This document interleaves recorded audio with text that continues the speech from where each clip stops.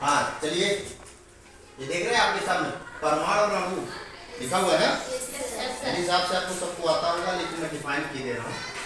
ये है पदार्थ। क्या है? पदार्थ। चलिए, पदार्थ कितनी अवस्था में पाया जाता है? पदार्थ जो है 3 अवस्था में पाया जाता है। कौन कौन सी? ठोस, द्रव, गैस। ठीक है। अच्छा, चाहे ठोस हो उसमें भी परमाणु होगा, उसमें भी अणु होगा। चाहे द्रव हो उसमें भी परमाणु होते हैं, चाहे गैस हो उसमें भी परमाणु होते हैं। इतना समझ में आया कि नहीं आया? पदार्थ की 3 अवस्थाएं कौन कौन सी होती है?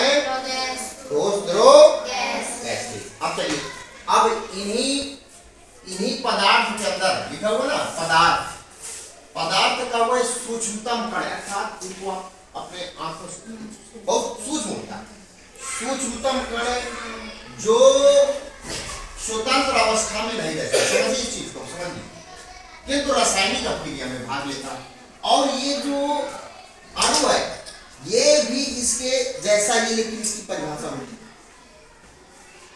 परमाणु जो है स्वतंत्र अवस्था में नहीं रहता, रासायनिक अभिक्रिया में भाग लेता है।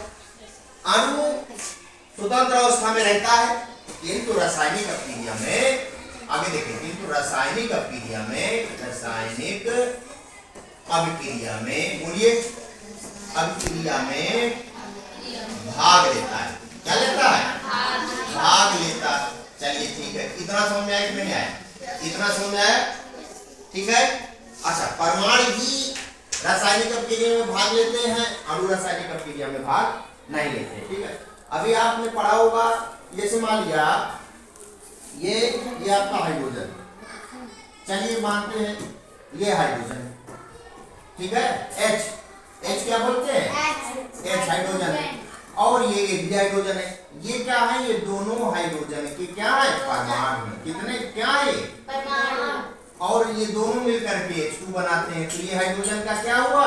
अणु हुआ। क्या हुआ? अर्थात परमाणु आपस में मिलकर के अणु बनाते। क्या बनाते हैं?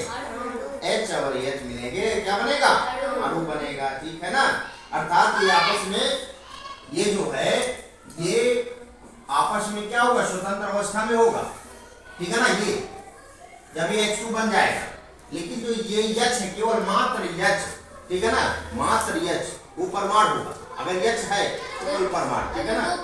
अगर H2 है तो परमाणु नहीं है, वो क्या है? अणु है। क्यों? क्योंकि वो, ठीक है ना। इतना समझ में नहीं आया? ठीक है। ये परमाणु आपस में मिलते हैं तब क्या बनता है? अणु बनता है। आई बात। अब बात आती है कि क्या परमाणु के अंदर भी कोई चीज है? परमाणु रासायनिक अभिक्रिया में भाग लेता है, तो आप यहाँ पर हमने बताया कि अणु के अंदर क्या होते हैं? परमाणु। क्या होते हैं? परमाणु। अणु के अंदर क्या होते हैं? परमाणु। तो परमाणु के अंदर क्या होते हैं? यानी परमाणु किससे मिलकर बनता है? अणु बनता है किससे मिलकर के? परमाणुओं से। किससे मिलकर के? तो वे परमाणु किससे मिलकर बनते हैं? परमाणु किससे? परमाणु के अंदर क्या होगा? देखो, परमाणु के अंदर देखो क्या क्या होते हैं, बताओ।